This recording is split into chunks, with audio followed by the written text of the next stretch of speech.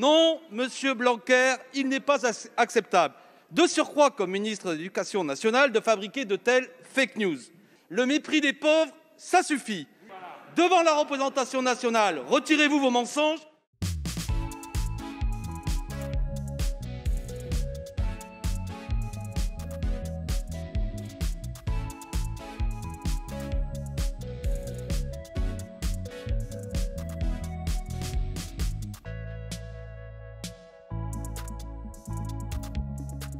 On sait bien que, si on regarde les choses en face, que parfois il y a des achats d'écrans plats plus importants au mois de septembre qu'à d'autres moments. Donc, bien sûr qu'il peut y avoir, qu'on peut regarder ça de cette façon-là.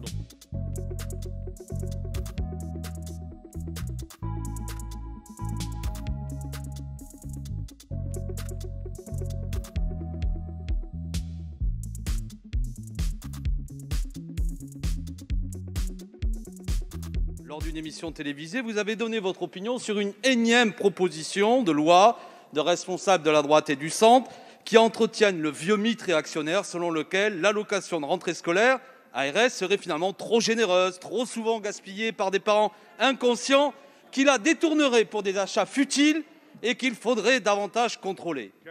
Partageant leurs fantasmes, vous avez affirmé, je vous cite, « On sait bien, si on regarde les choses en face, que parfois il y a des achats d'écrans plats plus important au mois de septembre qu'à d'autres moments. » Non, Monsieur Blanquer, il n'est pas acceptable, de surcroît comme ministre de l'Éducation nationale, de fabriquer de telles fake news.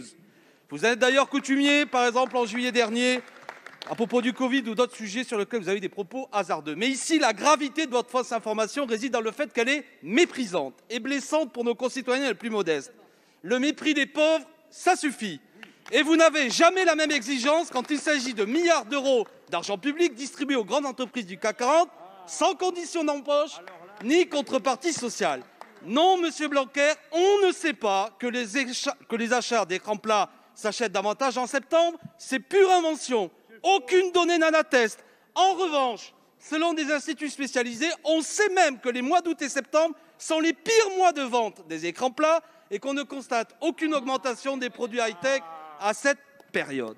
Alors comment peut-on laisser colporter la rumeur que 370 € attribués pour un enfant, pour toute une année, pour les familles les plus modestes, ce serait presque trop puisque la somme serait détournée par de mauvais parents.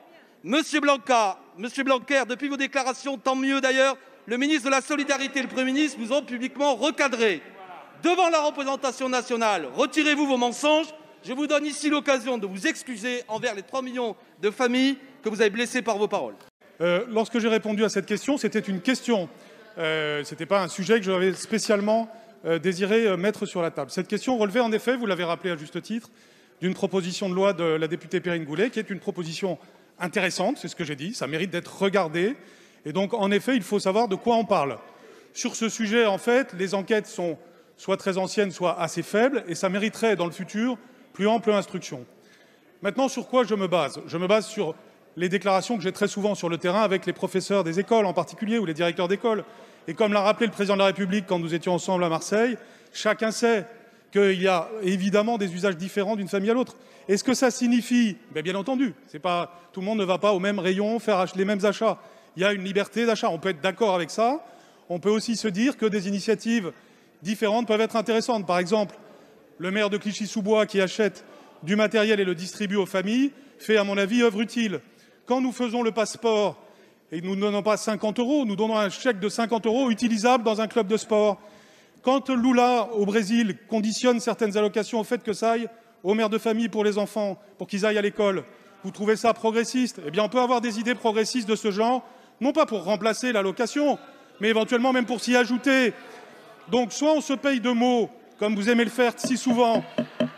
Les familles pauvres ne voient pas ça du tout comme un mépris. J'ai reçu des dizaines de témoignages de gens qui, au contraire, voient très bien de quoi on parle, et notamment du potentiel, si on analyse les choses, du potentiel au service des enfants. Sur ce sujet, comme sur les autres, vous verrez toujours ma boussole, c'est les droits de l'enfant. Vous, votre boussole, c'est la polémique.